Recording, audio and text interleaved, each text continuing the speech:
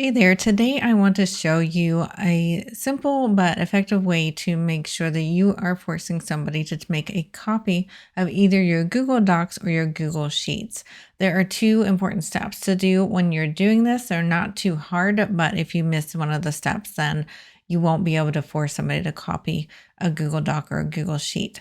My name is Carrie Saunders, and I'm with BCS Engineering. I'm the owner of it, and we service online business owners and entrepreneurs with their tech, anywhere from the simple to the highly complex programming and customizations of websites. All right, so let's get started. So, like I said, there are two steps you need to make sure you take. The first one is we want to make sure we are sharing the document with the world. And you can do this in a couple ways. So, up on the right here in this Google Doc, you see the share button. Now, what you want to make sure to do is make sure the access is anyone with a link. And then you probably want them to only be able to view it, not comment on it or edit it, because typically you're wanting to do this to share with somebody to make a copy. So once it's anyone with the link and viewer, you can click done. Now the next step or trick is you need to go up here in the URL bar and change the word edit to the word copy.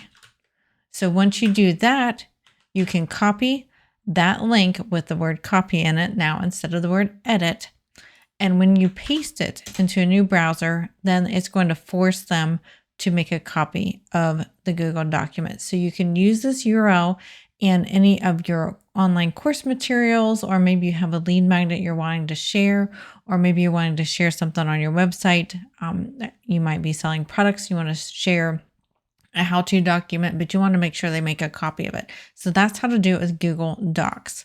So the key, again, and I'm going to go over it with the Google Sheets. It's very similar so that you can kind of get this in your brain. The first step is you want to go to the share button, and you want to make sure that is anyone with a link and make sure they're a viewer. Typically, you don't want them anything else.